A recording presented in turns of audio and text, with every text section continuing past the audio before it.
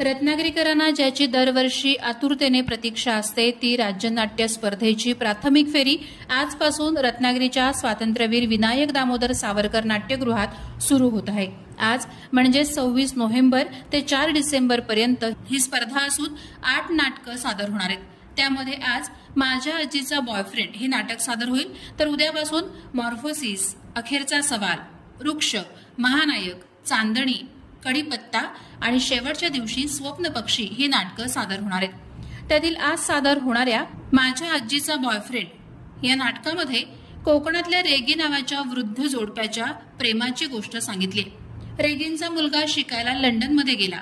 तो तिकडच्या गोऱ्या मुलीशी लग्न करून तेथे स्थायिक झाला, त्यामुळे वडील त्याच्यावर चिडलेत। यांच्या लग्नाच्या 50व्या अॅनिव्हर्सरीला यांचा नातू आणि त्याची प्रेयसी गावी येतात आणि पेटीत जपून ठेवलेल्या जुन्या गोष्टी पाहत असताना आजीच्या शाळेतल्या जपून ठेवलेल्या वहीत तिला कुणीतरी लिहिलेलं प्रेमपत्र सापडतं आणि संशयाचं नाट्य सुरू होतं। अनेक धमाल घटना घडत शेवटी सत्य बाहेर येतं।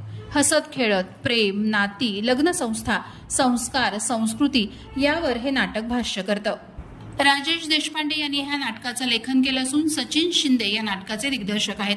दीपक लांजेकर आणि रोशन परुळेकर यांनी नाटकाचं नेपथ्य केलं असून संग्राम लवटे हे यांचं पार्श्वसंगीत आहे। स्वप्नील आगवेकर यांची प्रकाश योजना आहे। सचिन शिंदे, प्रज्ञा वारणकर, प्राची रिंगे, चैतन्यराव, समीक्षा जाधव आणि विजय मिरगे यांच्या यात भूमिका आहेत।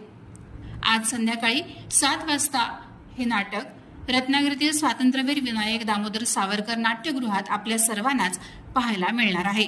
प्रहार डिजिटलसाठी दुर्गेश पिलणकरसह अनघा निकम मगदूम, रत्नागिरी।